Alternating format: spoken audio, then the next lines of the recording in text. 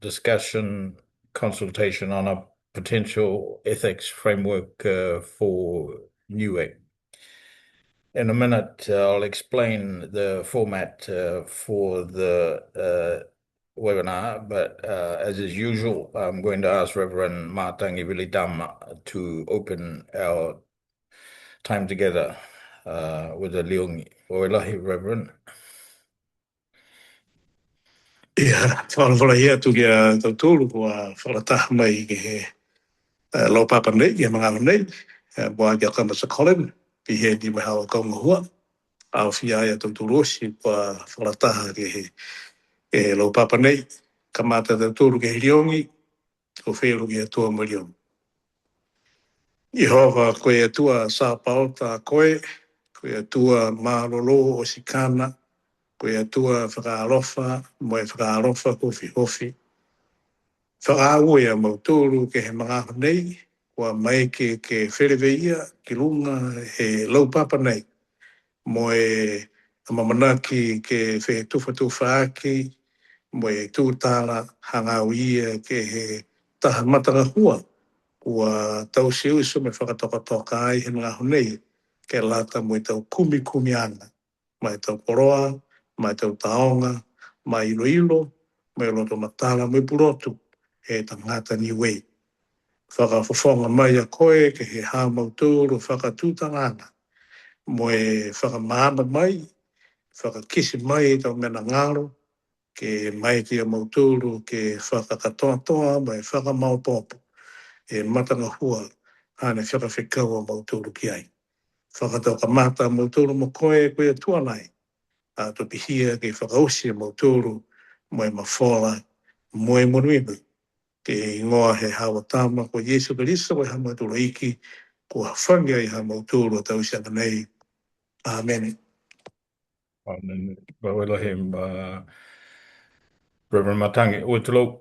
Again, welcome everyone. Let me just say a couple of things first. You need to know that this is being recorded. And the reason for that is this is part of a consultation process. So rather than a team rushing to record everything, we will have a recording of the meeting. So just be aware that this is being recorded. Just briefly, sometime last year, we had a webinar on supporting research capability in Niue. By the way, this is part of a wider series of webinars we have with friends and colleagues across the Pacific region. And one of the key issues that came up for us for the Niue session was the fact that there isn't a research ethics process, ethics committee or ethics toolkit for use in Niue. So this is part of, that's the origin of it. And both our speakers for today, Reverend Matangi and Professor Monique Jonas, were part of the presenters in our first session on this. Since then, we have been discussing, debating, and drafted a framework. I hope you've seen them. And the idea is that this is the first of a discussion consultation process. We want to be able to produce a framework, a tool that people are happy to use in Niue. The idea is that all going well, the framework will be adopted at the research symposium we planned for October of this year.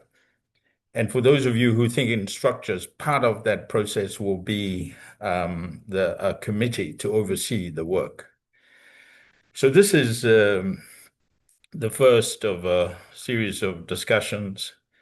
And what we have today is, first up, Professor Monique Jonas will share a short presentation, followed by Reverend Matangi. Monique is a colleague with us in the University of Auckland. She's the head of the health systems group in the School of Population Health, and she's done a number of wonderful things. She's clearly a person with a lot of experience in this area. We also have another colleague, Susan Bull, who is also from the University of Auckland, who is here as a resource person with us today.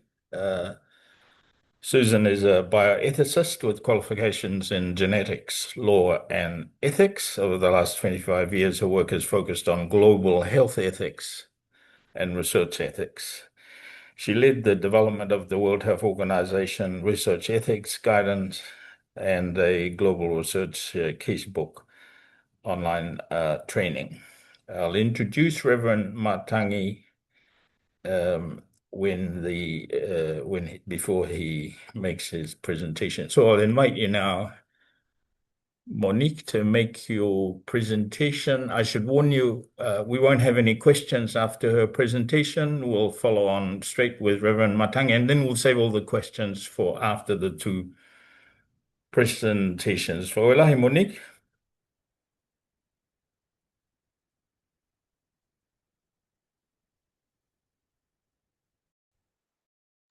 Monique, sorry, your mic's off.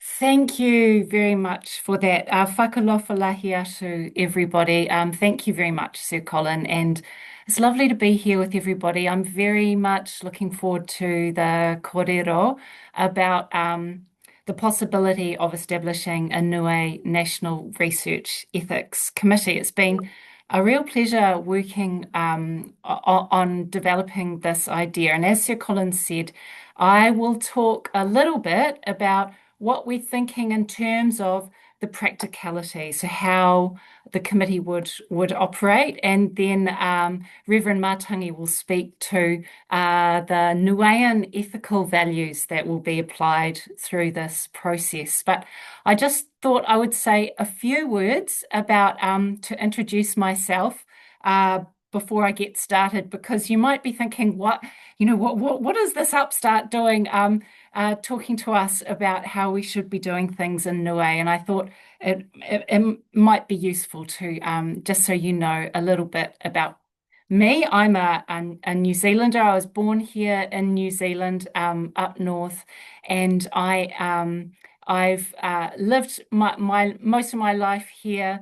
I'm an ethical theorist by background, and I work at the School of Population Health and at the University of Auckland as an ethical theorist. So I've done research ethics has been a real interest of mine, and working through the practical as well as the theoretical issues and challenges. So it's been fun to think about how these issues might work in a Niuean context. And as Sir Colin has suggested, there's been a real awareness within the Niuean community about the possibility of research and all the benefits that it can bring to a community, but also the possibilities that researchers, very well intentioned, might misstep because they don't understand the practical context, the social context,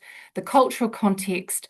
And of course, the Niuean people, as all people, have a right to be protected from the harms that can come from research. So our vision was that a research ethics committee could support researchers to practice well, so that Niue is able to enjoy the benefits that can come from research, but do it in a way that people can have a lot of faith in, and that allows Niue to exercise sovereignty over the activities that happen in Niue, what happens with their data, etc.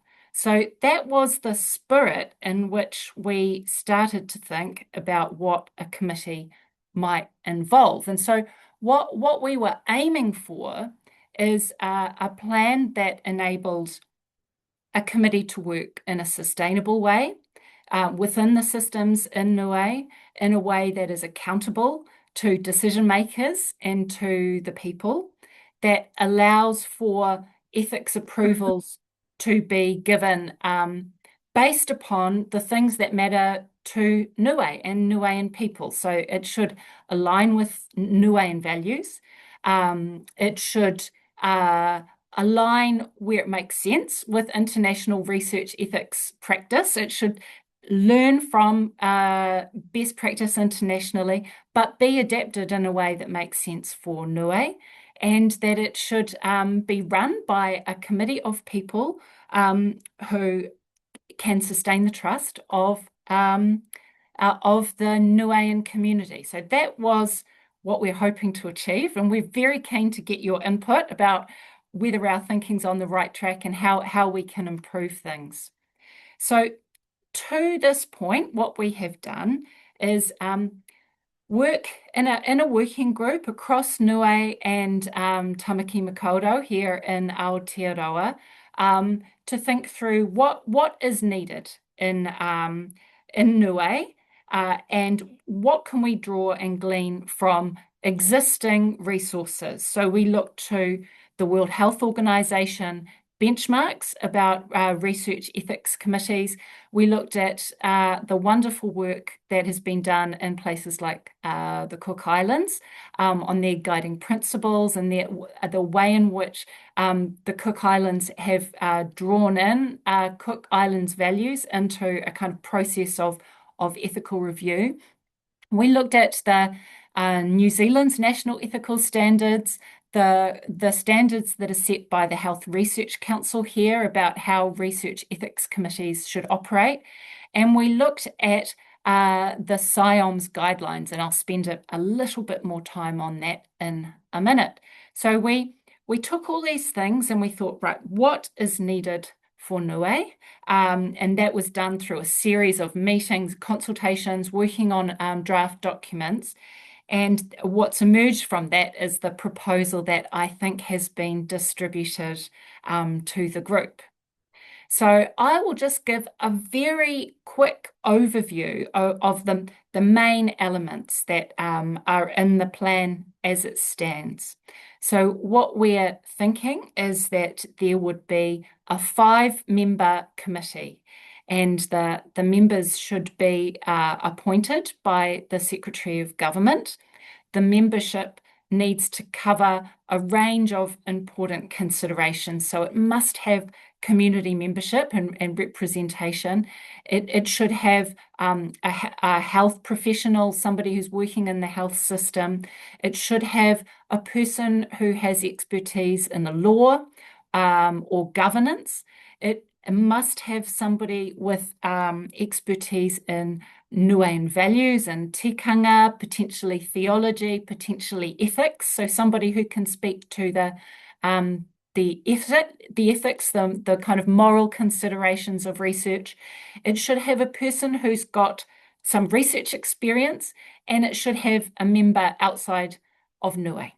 To give a different perspective. And that might be somebody from, for instance, another Pacific island, and potentially from another committee that's operating within the Pacific. So it's very likely that some of the membership categories will be covered by one person might have a few different hats in a committee like this. That's quite standard. The sponsor of the committee would be the Director of Health, and there would be an element of secretariat support. So the secretariat would help to ensure that information is available about the committee, its processes, how you apply. They would manage correspondence, so they would manage applications coming in, letters being sent back to applicants. They would support the committees in their deliberations and help with kind of managing training and the practical aspects of running a committee. Our thinking is that there would be an annual report delivered to Cabinet, which would document how many applications had been reviewed, what the outcomes were, any issues in the process, any significant, for instance, incidental findings, anything that we're learning about how to operate the committee better. So the idea is that we would run the process for 24 months and evaluate things after that so that there is a chance to improve and learn on the job. We're also thinking that an application fee would be charged for applications that come from outside Niue, and that any applications from within Niue would not incur a charge. So, I mean, one of the key questions that we've thought through here is about the scope of review. So, what kind of research would this ethics committee review? And this is the list that we have so far. So, any health research that involves a clinical intervention, that would come to the committee. Any research about a health topic that is qualitative, so it might be interview-based, it might be focus group-based, social sciences research, that would come to the committee.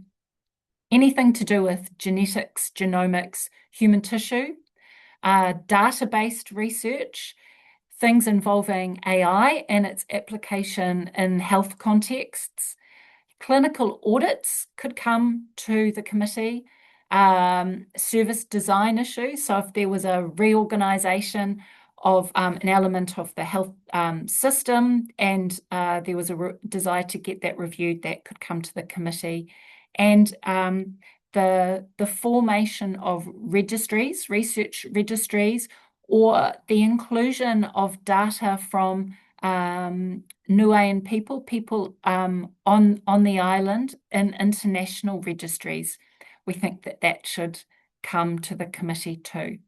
So that's what we're thinking the committee would cover. I'm very keen to hear if that scope seems right to you. So another element, and this is where I will shortly hand over to Reverend Matangi, is what standards do we apply to assess applications? How would we decide whether an application should proceed, or whether there should be conditions that are placed on it, or whether it should not proceed in Niue? So the starting point, the foundation, is that these decisions should reflect Niuean values and the things that matter to the people who are affected by the research. So that is what Reverend Matangi and Leroy have been working on. And we wanted to include, provide access for the committee to some existing research ethics oriented guidelines, which can give some fine-grained guidance about international practices and norms and expectations in terms of how research is designed and how recruitment happens, how benefits and costs are distributed between the researcher and populations, etc., and issues around dissemination of results, etc.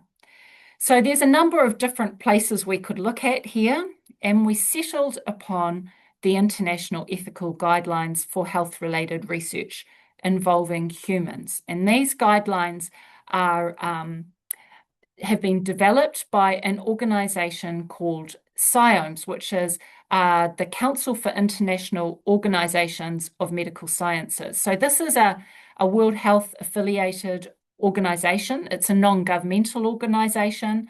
It was founded under the auspices of the World Health Organization, and it develops and disseminates guidelines, research ethics guidelines that are intended to have a wide application across the world. So the most recent guidelines, which they're 10 years old now, they're not that they've been around for quite a while. They were developed with a big international group of research ethics experts from a range of different contexts. And one of the reasons why we thought that they might be useful are that they have a good balance between being digestible. There's 25 standards, not 300 standards. So some of the guidelines are just so expensive that they can become quite cumbersome to apply. So this has 25 standards but there's enough detail to think about what that might mean in a particular context. So they can give quite a good starting point for a committee to deliberate about an application. Here is a series of the guideline, the big titles, if you like, of the standard. So to give you a sense of the level at which these guidelines operate. So they cover things like how to balance achieving scientific value from research with upholding social value and respecting the rights of participants. They look specifically, and they have guidance about the issues around conducting research in low resource settings. They look at how to make sure that the benefits of research and the burdens of research are distributed equitably. They look at how to think about benefits to individual participants and risks to individual participants and what an ethics committee might consider there. They look at issues around clinical trials design, including how you choose a control, whether it's acceptable to use a placebo control in a particular context. They set standards around ensuring that research participants have their health needs met. And they also look at community engagement and how to ensure that research delivers benefits in terms of building capacity in the community that it operates in. So that's an idea of what the guidelines cover, and we can talk about that in more detail as we go through. So that sets us off in terms of how the committee might operate. And at this point, I will hand over to Reverend Matangi. Kia ora.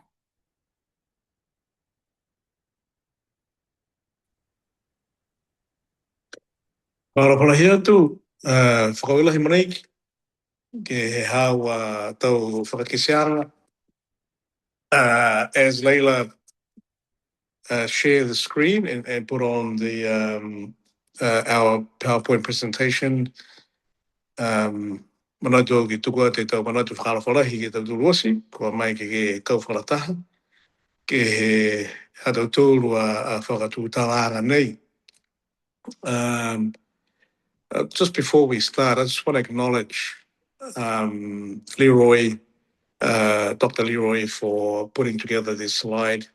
You may find that some of the ethics and values and principles kind of cross over one another. They're nei tū tokotaha e Niue po ke tau talahawanga whaka Niue na lalanga whakanataha mai whalu foki. Our values are interwoven, they're interconnected. And it's interesting because the way that we present ourselves as people of the Pacific, particularly for us in Niue, that we are not alone, we're never alone, we are part of a whole.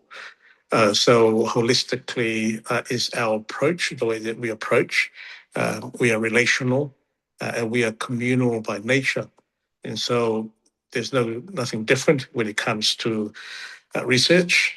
These are the values that we hold dear to as part of the core of who we are and our identity. Now, before I start with the first slide, I just want to remind you, last year in my presentation about Christian code of ethics and cultural values, I started with the concept of the koe kaina hea tua, the household of God, which is not exclusively a Niuean concept, but it is an oceanic concept. Koe kaina hea tua a tautoru, we are the household of God. That starts with being human. Koe tangata Niue, koe kaina hea tua. Nofu hea tua he tangata Niue. All human beings are created in the image of God. Therefore, every human being, in our understanding as Niueans and as Christians, have intrinsic worth, intrinsic value. And so for researchers coming on to the island also need to understand that the undergirding theology or philosophy and epistemologies that we do have is tied to the foundation that we are important people. And when I talk about people, it's not just as an individual, but as a whole. And so researchers do understand that when they do come to Niue, you are looking to work with people and community rather than just individuals who you may meet on the way. And so, yes, koe kaina here tua. First slide, please. And so we look at the what are the principles and values, the ethical values that we do have. I think we share this with every Pacific Island in any learning institution that respect koe whakalilifu, koe mera ne mua, humility, ke mailonga e anganga whakatolalo, that we approach any research with the understanding that we are not just coming in as academics who know more than the local community or participants, but an equal to everybody. And so humility is an important ethical value. Koe whakatolaro, koe mena ne mua ia, and that's what being taught. We raised our children in our community ke whakalilifu, ke loa e loto whakatolaro, po ke loto holoi lau, humility. Permission giving and permission seeking. A standard for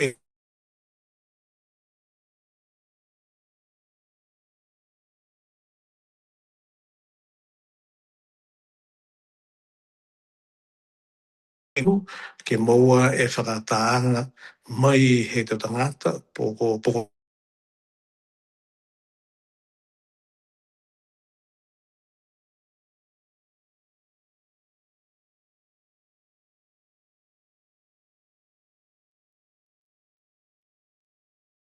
Leila, I think we've lost Reverend, have we?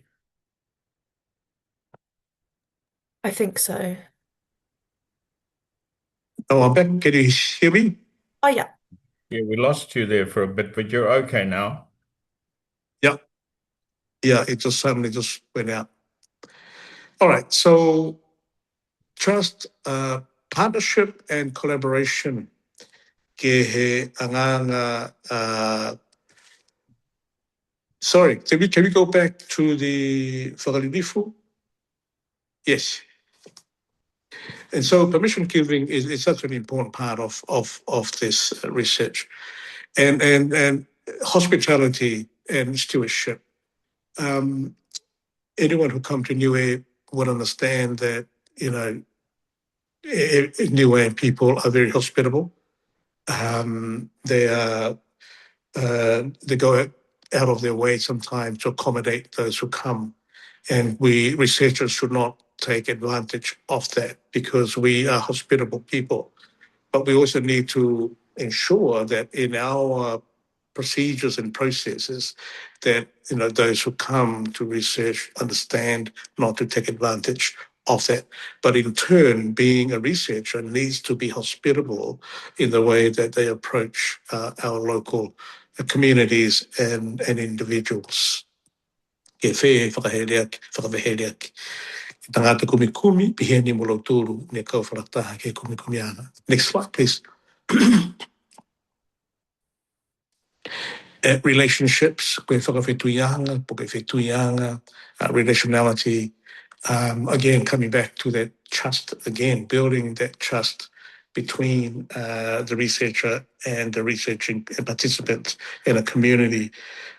What an important part of these ethical values.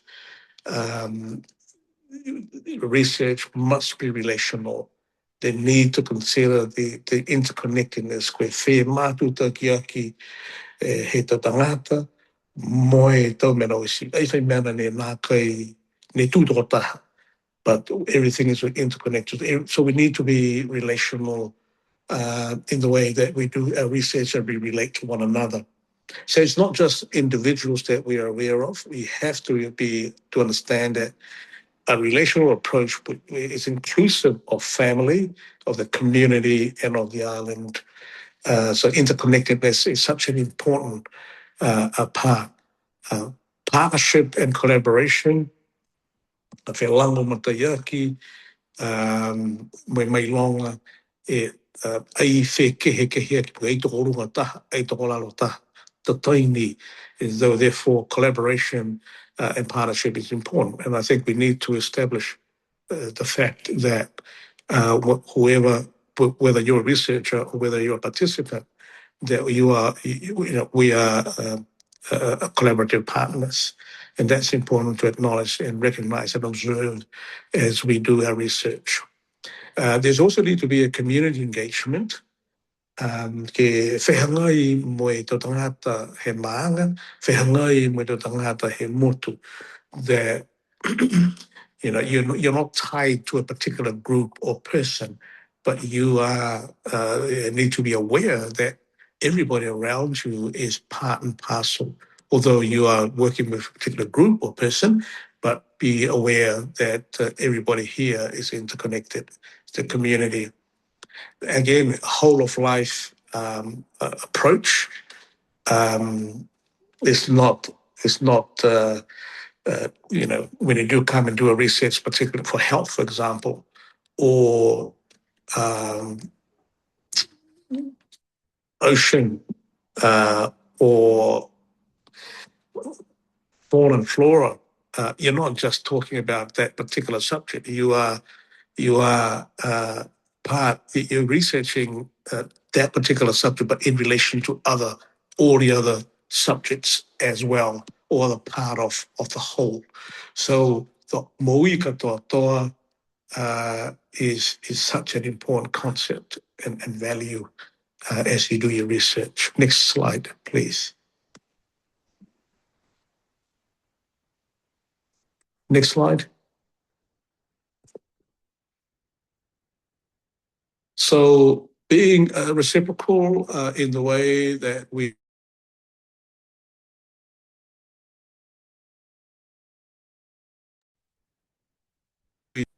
lost you again. Yeah, thank you. Whakawherea ki me whelango mataiaki. Sharing knowledge. Again, the expectation of the researcher is that one will come and collect information, data, and knowledge.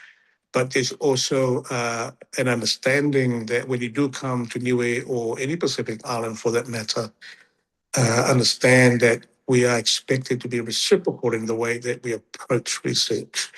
Koe anganga motu, koe whe tufa aki, me whe lao mataiaki. It's such an important part of this process. So knowledge sharing is important. If you are seeking knowledge from the locals or from subject, please understand that you have a responsibility to share what you have found as well. That's part of the expectation and agreement. Capacity building. When you do your research, you're not just. I think when people come here and do the research and leave, it's irresponsible. The whole point, if you can build in that element that you need to leave behind something. You need to build capacity. You need to find those around that you will help to be able to do that. When you move on, there are people on the ground who have learned from you or who will be able to do further research and help the local community. So knowledge exchange and dissemination, again, is a must here for us. When one complete one's research, there's an expectation to leave behind e taonga, ko te taonga he motu, ko te roto matala, ko te pulot he motu, toka hifo he motu, ka eki waki e mana pa lata mai hawa kumianga. And for us, it's important that that knowledge remain on the island as it should be as a taonga of the island. You take what you need to take, for the benefit of society, but also understand that their knowledge also needs to remain and information needs to be disseminated as well. Again, the outcome of that will be the benefits that will be shared, and the beneficence is a key a key pillar or a key value in all of this. When you build capacity, you are empowering community. Next slide.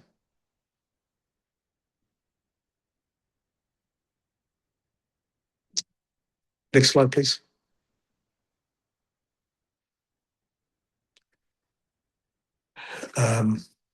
Protection is to pui mo le vekianga.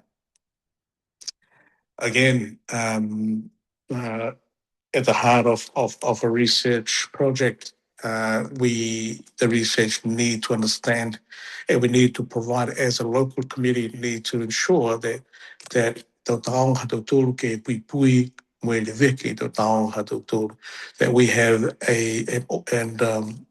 innate responsibility as stewards of our taonga as Niue people, to ensure that these are not shared carelessly without conditions, but we do need to ensure that we protect our taongas and become responsible stewards. Ensure that pre-research commitments are made, that there are certain protection measures in place for participants, for our culture, and for the environment, and also for our traditional knowledge. Data sovereignty is such an important part. Ensure that is not taken away from us and to benefit certain individuals, but we should be mindful that it belongs to the nation. And if anything, the first beneficiary should be the local community and the island. These also do with intellectual property rights as well. And I think the government, I'm not sure where we are as a government with the property and copyrights and all that sort of stuff. Privacy and confidentiality, the community will ensure that everything will be in place, that these will be observed. Non-beneficence is such an important part of this as well, that there's no harm done. There's no mental and psychological, emotional, and spiritual or cultural harm comes to our community because of the carelessness and our inability to protect and be good stewards to our taongas. Also, to make sure that that the participants are supported in every way, in every sense. Next slide, please.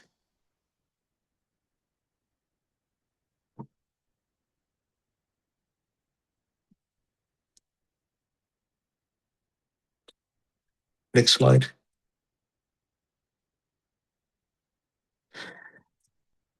We're along, we're kouwharataha for the collective good of the community and the well-being of a people. Ke haolo, ke mafola, ke milino. So there's social harmony. The whole point about research, I guess, when you go back to the original definition of research or ethical research, is that everybody will benefit, the participants, the researcher, and society as a whole, that there is social harmony. And for that to happen, we need collective responsibility. The researcher, the participants, the government, and all of the parties need to unite together, to work together to ensure that there is collective good and blessings and well-being that will come out of this. And it's therefore inclusive is such an important value in this process. The other thing also is community-based approaches oftentimes researchers come to the island with their methodology set in place. I have encountered some researchers here on the island are very happy and impressed. For example, Tony Nemaia, who came in last year and had an ongoing conversation with him, who came in with a particular approach. And as he began to research here, he then learned something new about other approaches that he learned on the island, and he started to switch, to tweak his approach, to tweak his methodology, and I think that's really, really important for us to, for researchers and participants alike, to have a collective decision-making, to be involved in that decision-making process. So that inclusion is such an important thing, and everybody in the community needs to participate in this. Next slide. Tonu Mahako, justice, equity, and accountability. Now, fairness and equity, transparency, accountability, these are basic principles that everybody understands in the research field. But I think that sometimes we overlook the key issues, and one of them is justice. In Niue language, justice often is translated as hako, or correct, but the proper word for it is tonu, because sometimes even if you have you're following rules of a university or an organization, but you come across an issue that needs to make a decision, that needs to be a just decision, even if you have to get away from what you have in place, because you need to be ensure that there is fairness, ensure that there's justice, even though you're following guidelines of the university or the research institution, but you need also to provide justice for the locals or the participants. So your integrity, is at stake here.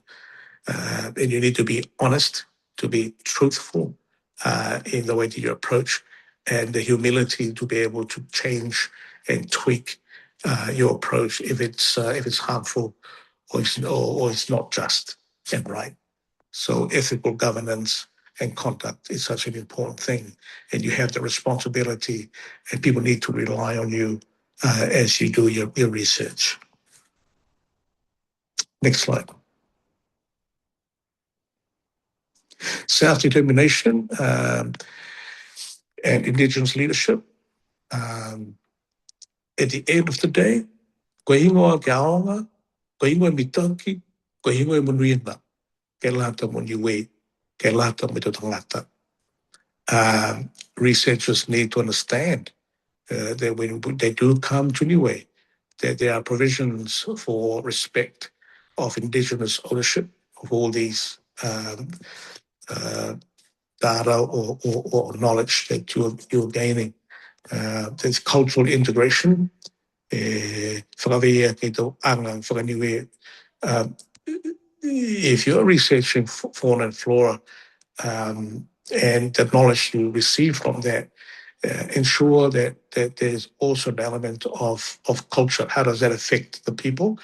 How does it affect the community and our culture? So the local decision making is important. That seek the knowledge of the people, seek the methodology of the local people or the approach, and see how best to approach it.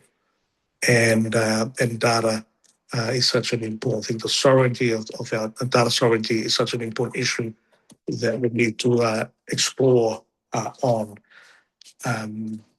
I just whatever that is right and is good for Niue, that will benefit Niue, I think is really important. So it's not just a benefit and advantage for the researcher, but ensure that the local participants in Niue is benefit from this. I think that's the last slide. Yep, I think that's it, but we can certainly add on and explain that further. Ola, Reverend Matangi here for and also to Monique. What we're going to do now is if you have any questions or comments, put them in the slide or raise your hand. I'm going to need help from my friends to see that we've got you covered. The second thing I'd say would be that if we don't get to you, don't panic. This is the first step in a process. You will also have opportunity to email the team directly, but here's your opportunity now to ask any questions, make any comments, and then that's the general thing. And then I plan to go through the draft fairly promptly so that we can have comments on that as well. Are there any questions? Can you stop screen share, Leila?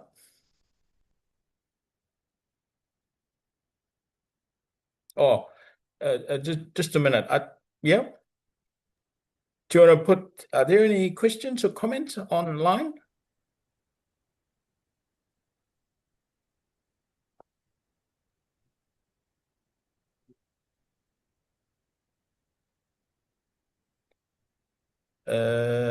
If there are no general questions, why don't you screen share the draft, Leila? Yep.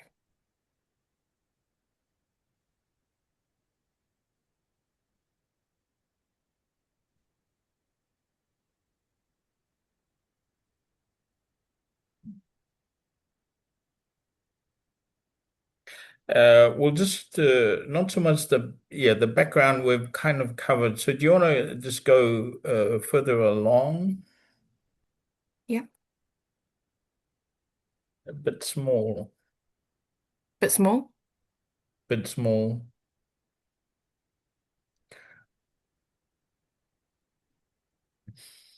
Yeah, start with Okay. not sure if this is going to work. It's a bit.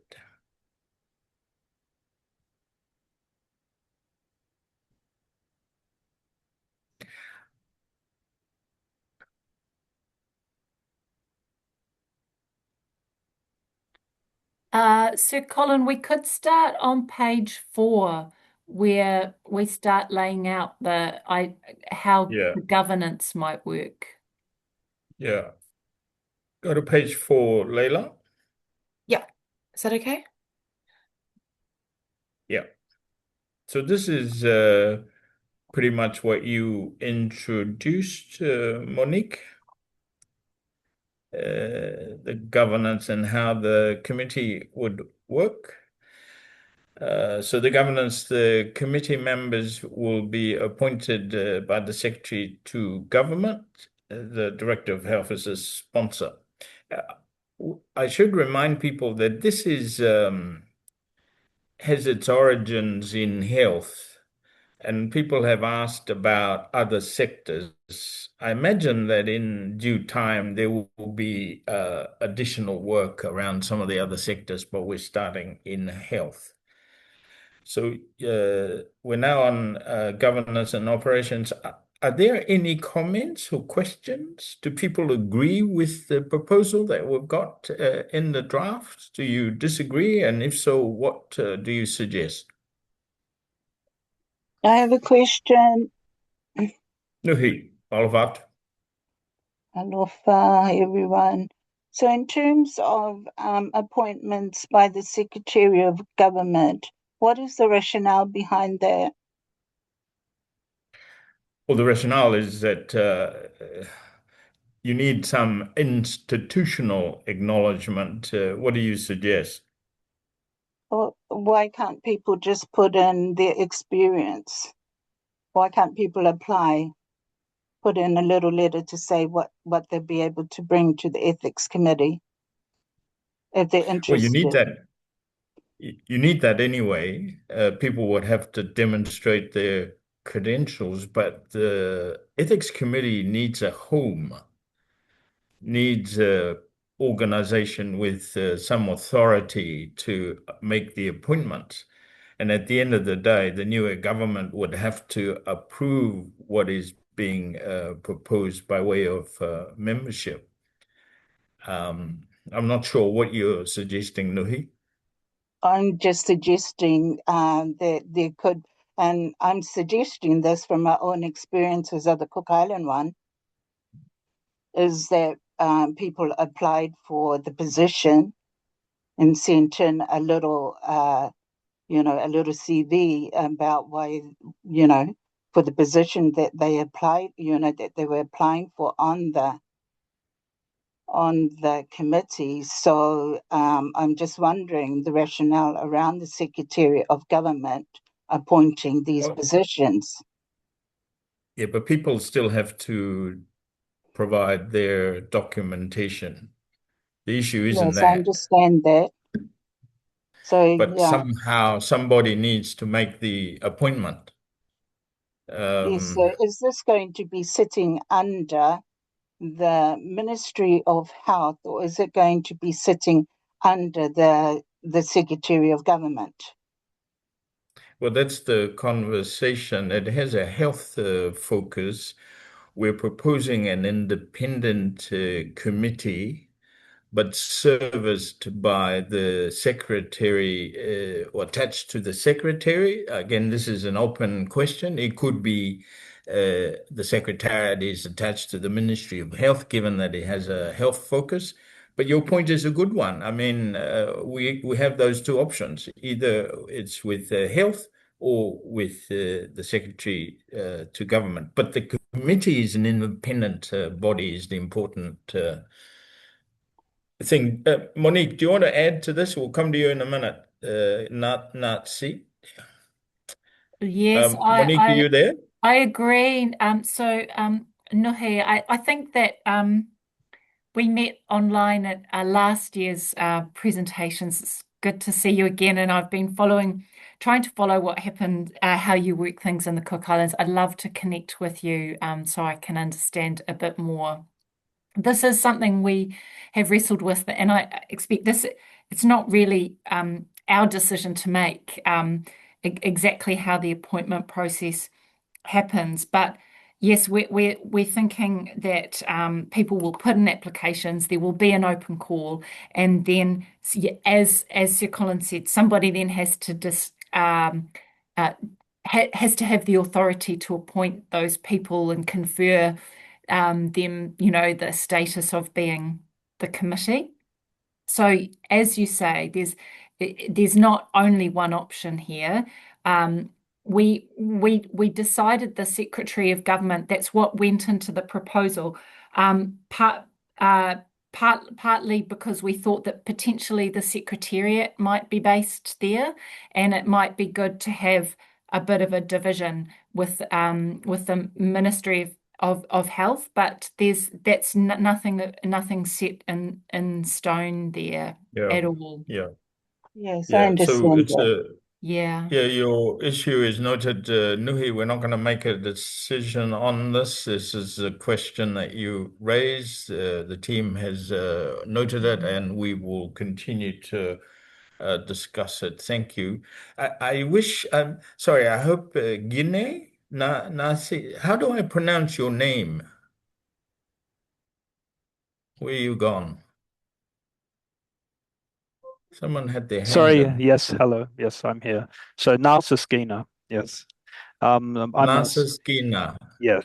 Yeah. I'm Where are you dialing from? I'm from Sydney, so I'm based at Sydney Health Ethics at the University of Sydney, Okay, which great. is based in the Sydney School of Public Health. And I've spoken to Minerva before, once, about this topic. And just looking through the proposal, one question I have, and this goes to Tena's point, I'm not sure, I hope I'm pronouncing his name properly, in the chat where he speaks about specializations. And I'm wondering what type of ethics applications are you anticipating based on past experiences? What type of research realistically will be applied for? Because that may determine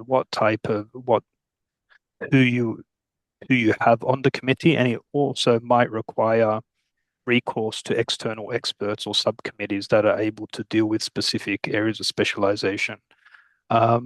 So I was just wondering, in terms of what type of research has been done in Niue in the past, and what do you anticipate to realistically come up in the near future? Thanks very much. There hasn't been a lot of research, I understand. There's been some, mostly in the health space anyway, related to disease conditions, people's experiences, those kinds of things. If you recall the scope of the committee that Monique raised, we tried to reflect what we anticipate might come forward. Monique, do you want to add to this? Kia ora. Thank you very much for that. I fully support your thinking that it may well be useful to use advice a little bit more than sometimes happens on ethics committees. It always surprises me how rare that actually is. And I'm a big supporter of having expert guidance when applications come in that don't speak to the expertise of a committee, or that involve a kind of activity that isn't the kind of standard business. From my understanding, I think it's pretty likely that the bulk of the applications would be probably social sciences research. That would be likely. But it's interesting to see things change over time. And I guess to pick up on something that I see in the chat, sorry, I'm trying to read the chat as well, and I see Boswell, kia ora Boswell, that you have made a point about the breadth of the scope, and you're right that could be a problem. We talked about whether to continue to have audits and service improvement in there. One of the reasons that they are in there at the moment has a little bit to do with thinking through, well, what might the volume be here? And based upon what's happened in the past, we think that there's been 2 or 3 applications a year in the last few years for ethics approval. It might be that once there's a committee, there's more, because sometimes that happens. But there was a decision made that this committee could have capacity potentially to look at audits. That's a little bit different from some other contexts, when including audits takes things out of the realm of the possible, and that it might actually be useful for the committee in terms of developing a kind of coherence as an entity, to have a little bit of throughput at the beginning. So that's why we've kept those things in, including service improvement. Now, service improvement, I don't know how likely that is to come before the committee in Niue. I mean, it's always tricky to define what is service improvement, what's research. You know, these are quite shady boundaries often. Registries we have kept in there partly because there are some really significant data sovereignty issues around sending information offshore. In New Zealand, setting up a registry is supposed to go to the Health and Disability Ethics Committees for approval. I don't think it always does, but that's what's supposed to happen. What isn't included actually is sending data overseas to an existing registry. And actually that can, from my perspective, that often involves as significant, if not greater, ethical concerns than setting up a registry onshore. So those are some of the things that we've been thinking through. But these are, I mean, it's great to see that these thoughts are the ones that we were grappling with as well. Thank you. Thanks, Monique. Susan Ball, did you have any contribution on this particular item? No, just to agree with what's been said. It may be that because sometimes also having audits or quality improvements, researchers or health professionals may want to publish them, and as a requirement of publication, they may need to say that it has been seen by an ethics committee. And even if the committee decides that it's out of scope and doesn't need ethical approval in Niue, that process is still being gone through, which means that the findings can be disseminated more easily. Thank you. Are there any other comments in relation to the governance and operations and scope? Reverend Matangi, whai manatu ngā kai he governance issue mo e composition he committee. By the way, there's some interesting and useful information in the chat that various people have added. Reverend Yes. Matangi, any thoughts? Yeah, thank you. Thank you, Colin. Well, I think these are some of the interesting questions that's been raised. One of the reasons why the Secretary of Government is mentioned here is because that's where that's how things are happening here right now. And previously, that anyone doing research or coming to the island would go through Secretary of the Government. And until we make our final decision, that's where we are starting off with. And I think it's up to us now with this discussion to finalise on how we will shape this committee, who will be involved, and so forth. But at the moment, we are involving we're looking to involve people from different sectors in this committee. The idea of considering expertise from other institutions outside of Niue, I think that's really important. The idea also of an independence, that type of independence of the committee, so that it has the freedom to consider research that might critique the government. And so I think these are some important issues that we need to consider. Okay. Well, Leroy, any thoughts from you?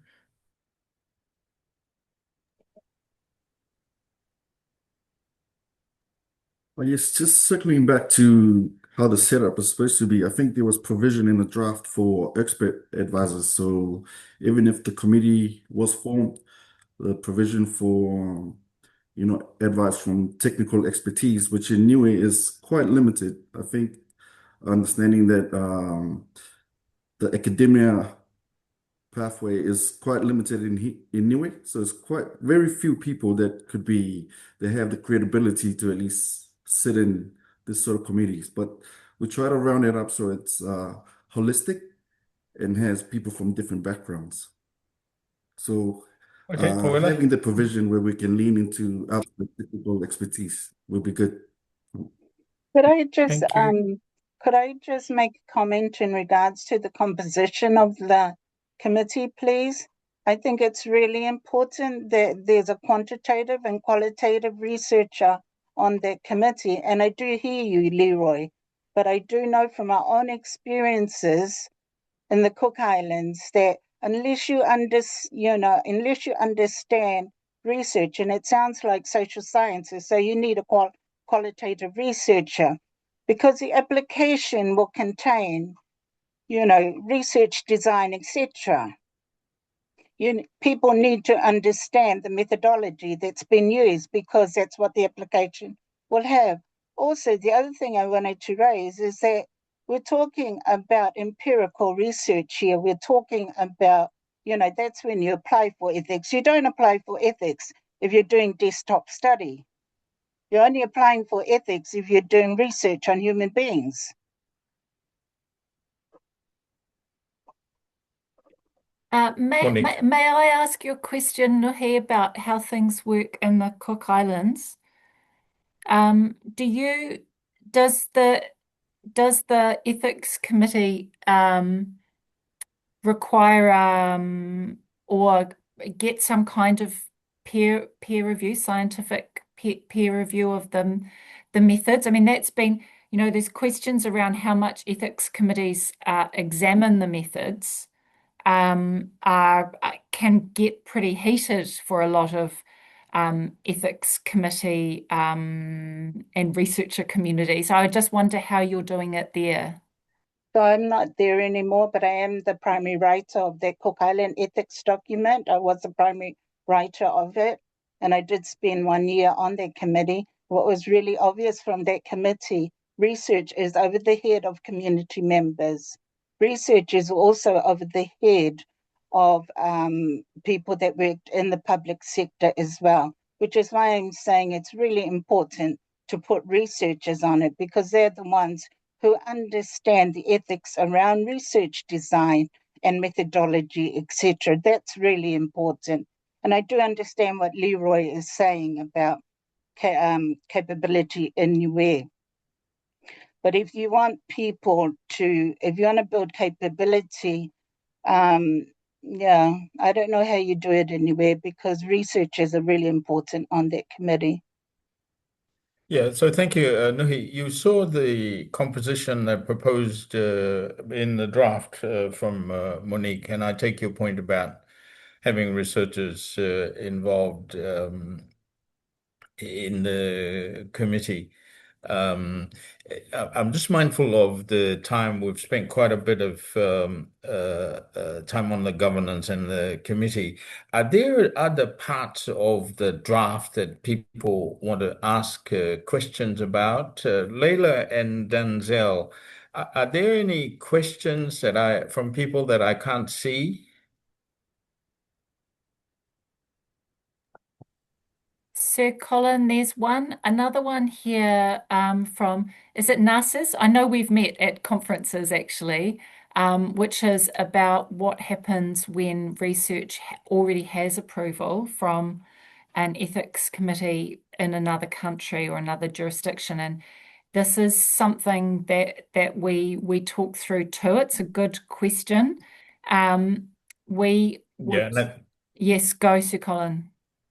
Oh, it's a good question, and I suppose the view of the group is that it doesn't matter if you've got a ethics. Well, it does matter, but you still need some local scrutiny and approval. In other words, if you have a research Auckland University research approval, you'd still need to show local ethics assessment, review, and approval, I think.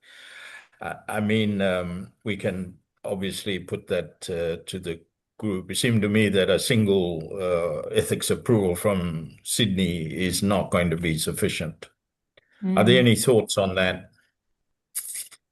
Yes, I guess I was just thinking more in terms of, does it have to be an entirely new review, or could it just be simply, the additional value? It's put through a filter of additional values by the committee, so it doesn't have to be a second review all over again. Going to Tena's point, you don't want to add unnecessary barriers to research if it's going to be valuable for Niue. So also just being conscious of that. So it's just a question in terms of the dynamics, because I'm sure that's a situation that's going to arise. Somebody from University of Sydney already got their ethics approval, now coming to you. Do they have to go through that all over again? Or is there a streamlined process in place? Yeah, that's an excellent point. You don't want to double up on things, and given that folks on the committee on the island will have plenty of other things to do, you don't want to tie them up on unnecessary approval. In a way, it's not actually up to the working group. That's a decision for the committee. They may require all proposals to be scrutinized, but that's an important point. Leroy and Monique, are there I think we've spent quite a bit of time on the governance and the committee. Are there other parts of the draft that people want to raise? I can see that Reverend Matangi has his hand up. Matangi. Yes, thank you, Colin. Forgot the name from Sydney University. I think that's really important.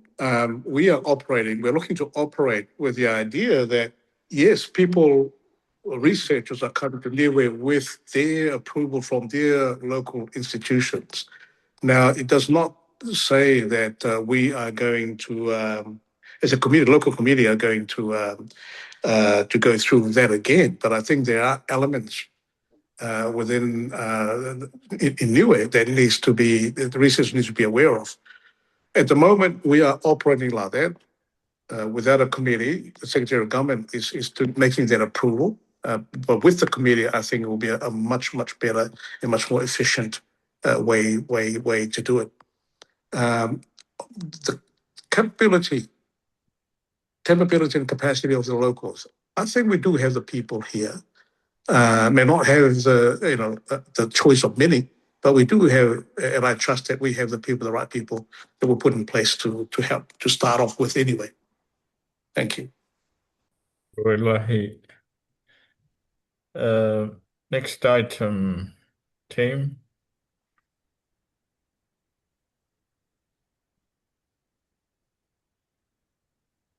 They I got talking this. away? I've got it Yeah, on the operations. Is that okay? just pause there for a minute and Awesome. see if there are any comments.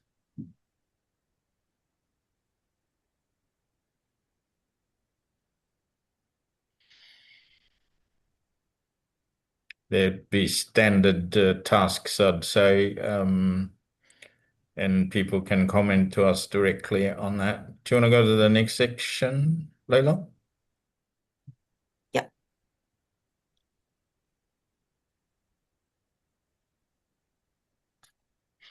Oh, that's the current volume. As you can see, the Niue situation is not too onerous. Comments on this?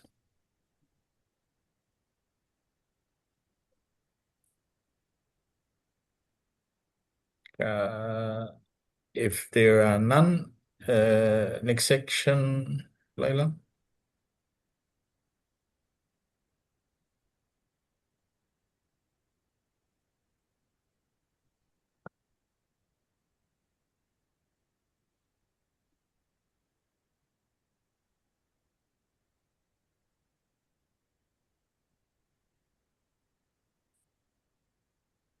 I'll just stay on fees.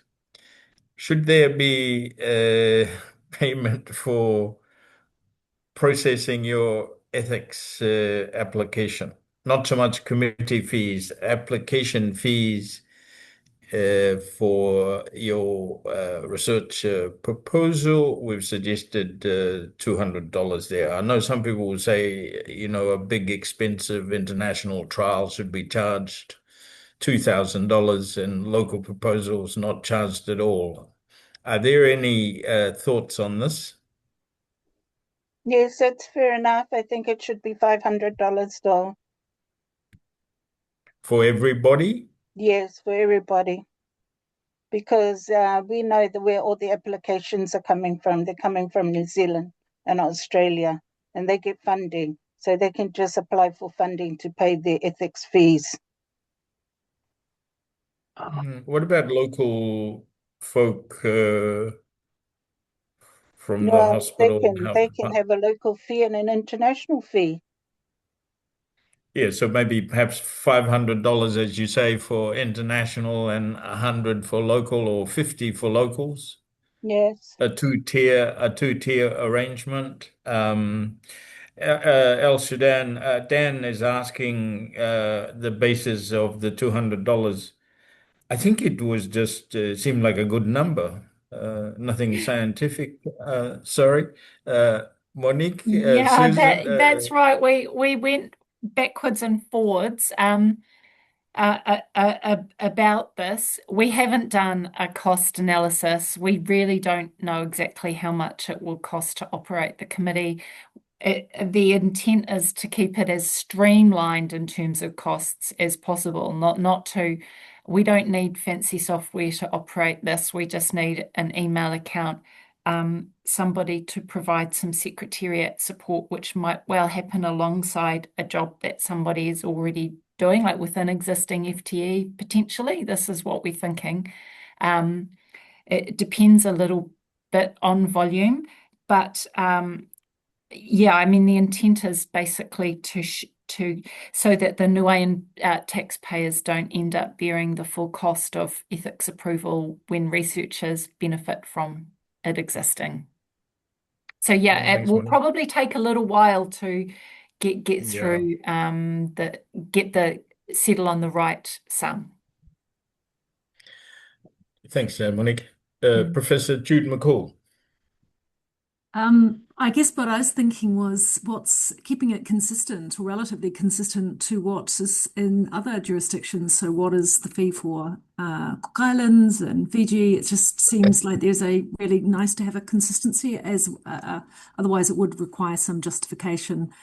Clearly this is not to make money. This is to cover time and effort to do this really carefully, and it covers the management of the governance. But yeah, I'd just be checking in with other ethics committees. What's the standard kind of going rate, so to speak, perhaps? Yeah. Whakaoi. So there's some ideas and proposals there. Thanks very much. Move on, Leila. People feel that 200 is a bit light for international researchers and Yes. probably a bit much for locals. Where are we? Did we want to ask questions relating to this, Monique and Susan?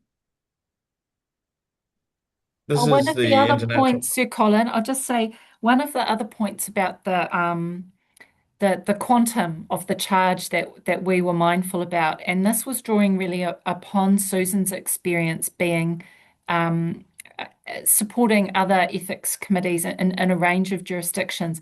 When the fees get big, and I take Tino's point that there are significant issues around hardship that that can affect these things, but when the sum gets big, it can make ethics committees feel more constrained in their decision making. It can be difficult to come down hard on an ethics application when there is a big fee attached to it. So that's another consideration, and how you balance all these things. It's partly the interest of and why it's so useful for us to have this feedback. Okay. I think there's plenty of discussion there on the fee. Obviously, no decisions, but there's some good points that are being raised. What are the aspects of the draft that people want to raise at this time? Because we only have about 10 minutes left. Mr. Guinea? Well, first, I'd just like to make sure nobody else has something to say. I feel like I've hogged the Yeah, I microphone a can't bit too see. much. You are putting your hand up quite a lot. I can't I've see. thought about this a bit. That's why. Yeah. No, your contribution is valuable. I just want to see if there are other questions first, other hands. I can't see any, so you go for it. So one thing that struck me is, for instance, in Australia, first you go for talking about healthcare research. First you go to the ethics committee, but then if you're going to conduct the research on site, you then have to get what's called a site-specific approval. And that's about making sure that the hospital actually has the capacity to run that research on the site.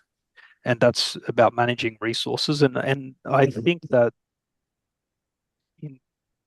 in Niue, because it is such a small country, I mean, this committee perhaps should also consider some of that function as well, which is how much research can we actually simultaneously run here without, and what is the opportunity cost of that, and what is how are we going to manage that side of the process? Because there are resource requirements for conducting research. There's a limited amount of people. I mean, a hospital in Australia hires more staff than I think Niue's population is, right? So in terms of a model, it's kind of like, to me, it's this site-specific approval also needs to be considered, the resourcing of these research projects. That's a good point. We said nothing in the draft on a site-specific approval process, Monique, and something we should put on our to-do list. It's a Yes. good point about limited capacity locally. That's a very real problem. Yes. So that needs to be on. Except we did say, so at the moment, I think that at the moment, research applications to conduct research in Niue, tell me if I'm getting this wrong. They go to cabinet for cabinet approval, and the proposal proposes to continue that. Now, I guess it's for cabinet then to decide whether to delegate to the committee. I feel like that's a cabinet decision, but I might be wrong. Okay. Leroy or Reverend Matangi, do you guys have anything to add on this? Could I just say something in regards to that? You could use a Cook Island process, and the Cook Island process is that the person who is planning to do research in the Cook Islands has to speak to the public sector or send a letter to the public sector that is involved in the research. For example, health. You send a letter to the Secretary of Health and ask if they would support that research. The letter has to accompany the ethics application to the Cook Island Research Ethics Committee, and they can say yes or no. Because it's important to get their buy-in, because if you're going to be doing research on health, Secretary of Health needs to know what's happening. So that's the process they use. Yeah, it sounds like a good process. Leroy and Reverend Matangi from another Ngambo. Yes, I believe that's part of the function and purpose of the ethics committee, is that the oversight over the locality of the applications and how it applies. So in that sense, it's not just looking at the ethical values, but also at the operational level and how it applies here in Niue. Okay. Yeah. All right. Yeah, I agree. Go ahead. Yeah, look, like Leroy said, I think that's part of the role of the committee. That committee's not going to work in the silo. It has to work with the proper the right department or sector within the government or outside of the government. So that's the role, basically, is to link up with some of these areas that is appropriate for the research. Okay. Well, we're lucky. Look, we have a small amount of time left. Let me just say this.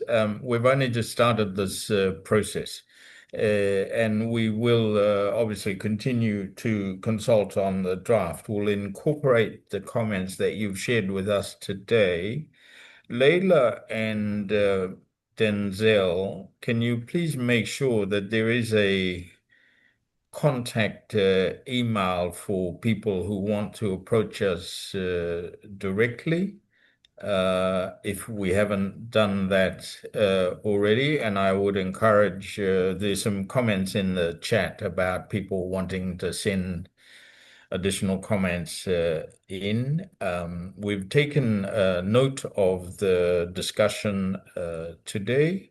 Depending on the level of interest and demand, I suppose we might have to think about additional consultation sessions before a final draft is shared with people.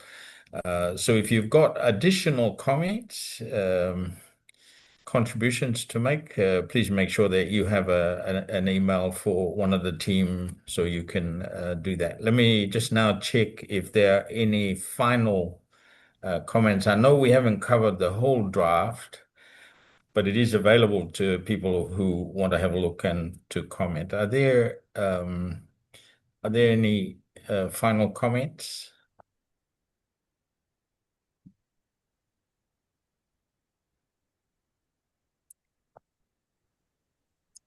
I just want to say, Dr. Colin, thank you everyone for being part of this consultation process. Your comments are invaluable. I think it's really, really important that we have this. And thank you for your participation and contribution. Roilahi, Reverend Matangi, Monique, Leroy, Susan Ball, any final comments from you? I just echo Dr. Matangi's words of thanks to everybody for sharing your views. I mean, we all need to do that to make things better, and we really appreciate that. Kia ora. Thank you. Susan?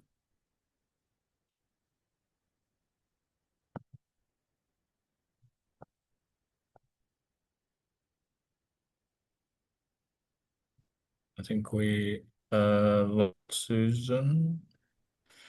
Okay, so I suppose it's really just left for me to say a final thank you to everyone. You have opportunity to comment further directly by email to the team. We'll have a discussion with the group whether we need to offer another set of consultation. The consultation locally on the island here is an important one that we haven't concluded yet, and it may be doing this stuff online is not the easiest thing to do, I have to say. And so we might have to just think about that as well. But for today, though, thanks very much for all the comments. I think it's important that we create something that's useful for Niue, but not too cumbersome and demanding that it becomes a burden. But it is useful to ensure that both the researchers and the participants and the communities are protected. So thank you very much for Oelahi, everyone. Thank you for your time today, and stay in touch. Tulu.